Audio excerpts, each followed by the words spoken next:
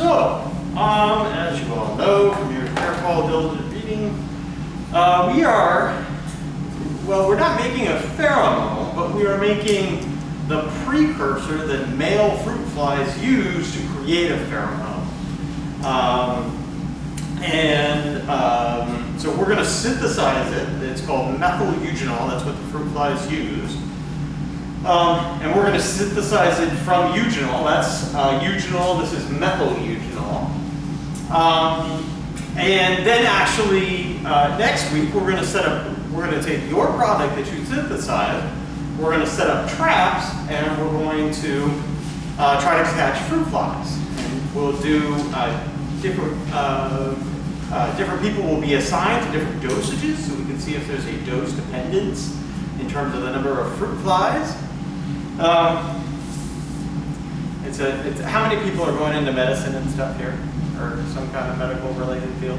Okay, so you can't complain that it's icky because there's going to be a lot of dead fruit flies. You guys are going to cover with dead bodies and all that stuff, but it is a little bit icky. There are a lot of fruit flies, gooey fruit fly mess.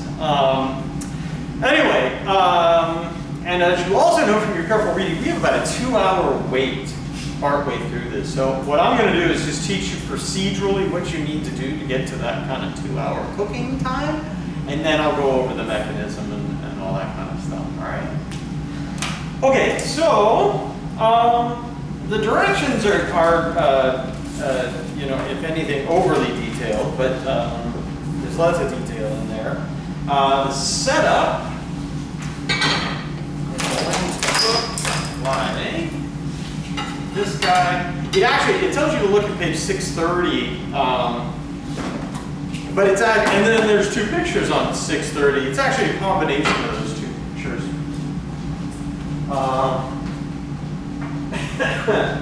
We need these aluminum blocks. Okay. Last time you heated a reaction, you used water, in a sense, to transfer the heat from the hot plate to the reaction. Now we're going to use these aluminum heat plates.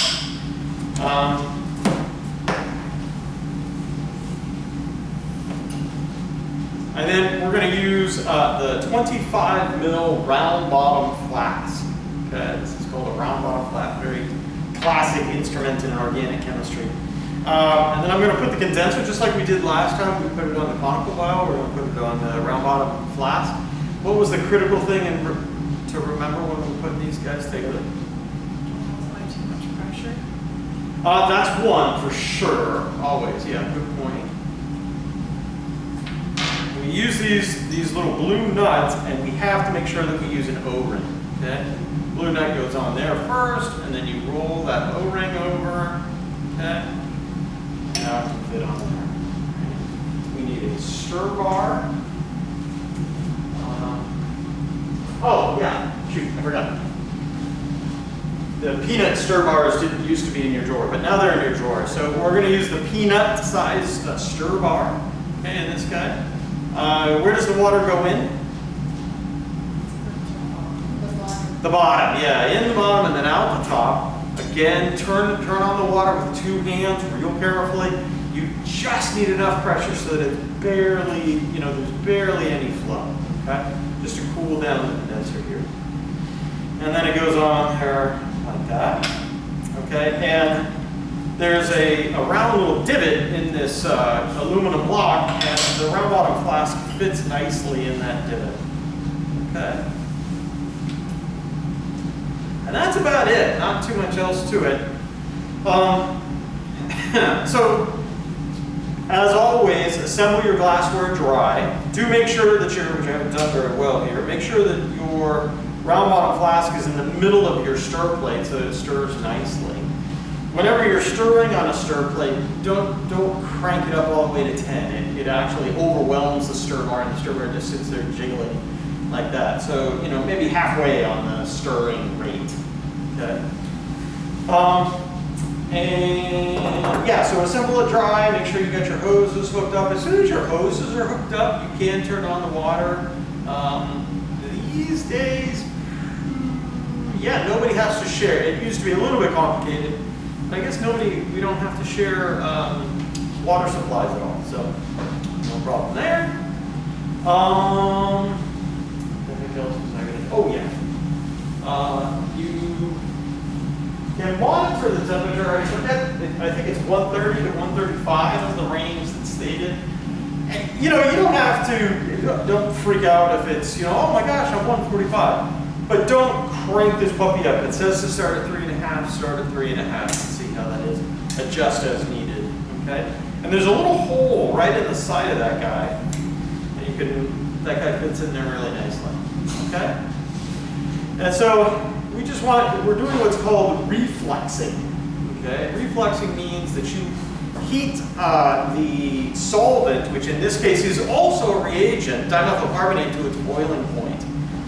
Okay, and so it's essentially, you should be able to see bubbles, just like if you're cooking soup at home on the stove. You should be able to see bubbles. If it's reflexing, you see it. It will hit the condenser and then condense back down in. If you didn't have the condenser, it would just evaporate off in 10 minutes or something like that. And sometimes you can even see a ring of exactly where the condensation is happening. And it kind of sits there and it almost looks like it's bouncing up and down a little bit. All right. Okay, so that's the setup. Once you get your dry setup, take this guy back off, and then you put him in a beaker, and then you go over to the scale, okay? And I would just put, if it were me, I would just take the, is the Eugenol? No, the Eugenol is not there. Where's the Eugenol? Okay, well, I will move the Eugenol. Put the beaker, the round bottom flask, everything in there, and then press 0, okay? And then, or tear, all right? When you press tear and it's got all zeros right there, now you put in, I think it says, what does it say, like 6 to 7 drops or something like that? That should be roughly the amount. And then carefully write down exactly how much Eugenol you use so you can calculate your percent yield. Okay, does that make sense? And then the dimethyl carbonate is back here. Please come with me. Whoa, sorry. Sorry, so sorry.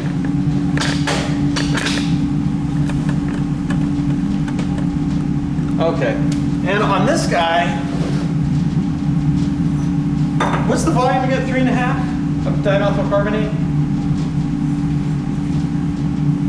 Is that correct? 4? Okay. Yeah, and it's set to 4. Good. And so basically, the way this guy works is you put your flask under it, okay? You pick it up and that's sort of like sucking it up, and then when you push it down, it will spit out the 4. Do it kind of, you know, nice and smooth and slow. Yeah? Does that make sense? Okay. Cool. And then you can get your potassium carbonate, set it back up in your apparatus, and turn on your heat, and then wait till you get to that place. Let me see if there's anything else I had to tell you. Oh, I did that better.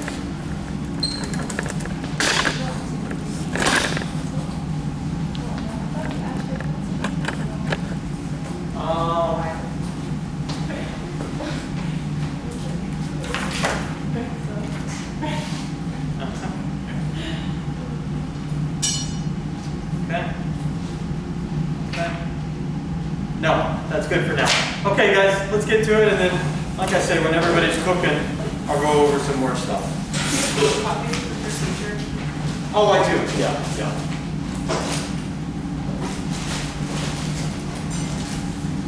You